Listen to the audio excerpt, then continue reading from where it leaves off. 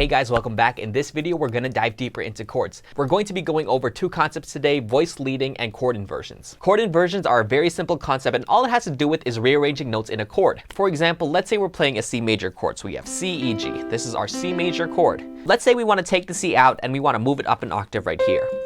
This is still technically a C major chord, right? Let's say I want to take out this E and move this up an octave as well. This is still a C major chord. Let's say I take this G right here, I want to move it down 2 octaves. This is still a C major chord. So when you think about that, you realize that every single chord can be played in multiple different ways. Let's go over the names for the inversions. So let's take our C major chord again, C, E, G. Now, if the 1 is in the bottom, then that means it's going to be the first inversion. Next note in the chord is the third. So if this third is at the bottom, then this is a second inversion. Then the last note is a G. So if the G is at the bottom, then this is in third inversion. And the amount of inversions go up the more notes there are in a chord. Let's say I'm playing an A minor 9 and I want this G to be at the bottom, then it's going to be the 1, 2, 3, 4. That's going to be our fourth inversion. By the way, the order of the notes on top doesn't really matter. It's more about the note at the bottom. This can be the fourth inversion, this can be the fourth inversion, and so on and so forth. Chord inversions are really important for chord progressions because of this concept called voice leading. Voice leading refers to how individual voices move between chords. Instead of looking at chord progressions as just a chord progression, you have to visualize it as, 3 independent voices and melodies moving. And the purpose of voice leading is to make those movements as smooth as possible. So let's do an example. Let's say I'm in the key of D major. And let's say our chord progression is a really simple 1, 5, 6, 4. And you can already see it. Between this 1 and the 5, there's a really big interval jump. So we're going to use chord inversions to put the chords closer together. So we're starting at the 1 and then we go to the 5. So what inversion can we do to make this closer together? So let's make the E and the C sharp go down an octave. So the E goes here, the C sharp goes here. So now it goes from 1 to 5. And this is much smoother voice leading because instead of this really big 5 interval jump, we have the A staying exactly where it is, and then we have the D and the F sharp just moving down 1. The next chord from the A is the B minor, and this is actually good voice leading. But another good option is to move this B up an octave.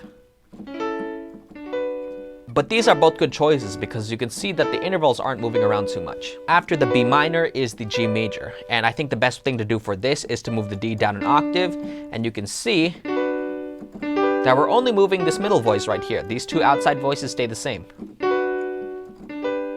So this is how we started, and now we have it like this. It's the exact same chord progression, except it's a lot more compact and a lot more smooth. And you can do this really quickly in your DAW as well. If you see that the voices are too far spread apart, just take a couple and either move them down an octave like that, or you can move it up an octave.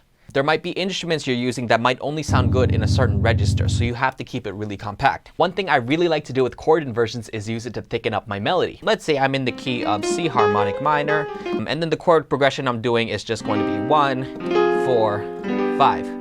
And then here's my really simple melody. That's it, okay? So what I like to do with chord inversions is layer it right under the melody so it gives it a more fuller sound. So at the top, I'm gonna play the chord progression like normal. But what I'm gonna do different this time is I'm gonna use chord inversions so that the melody is always gonna be at that top voicing, and I'm gonna use the notes under it as harmonic support. So the first notes in the melody are C, G, and C, and I want those notes to be at the top of the voice. I want the C at the top, and then I'm gonna have the C minor under it. Then I want the G at the top, and I still want the C minor under it. C at the top, C minor under it. So I'm actually doing second inversion, then first inversion, then second inversion. Let's look at the melody again. It starts with C minor. So we can do an inversion for the C minor as well there, so we can go. Okay. For the F minor chord, I want this A flat to be at the top, and then I build the F minor right under it. Now we have this. And then I'm gonna go back to C minor because it's just a weak beat, so it's okay if we're passing like that. And then the last chord is the G major. This note's gonna be at the top, so we can just do a first inversion like that. Our old melody was this. And we just gave it so much more fullness by playing chord inversions under it. Always remember that the top voicing is going to be the most heard. So if you want something to stick out, make sure it's at the top. So I want you guys to try this out on your own. Make a chord progression and then use chord inversions to get proper voice leading. Once again, in order to get a smooth chord progression, make sure the voices move as little as possible.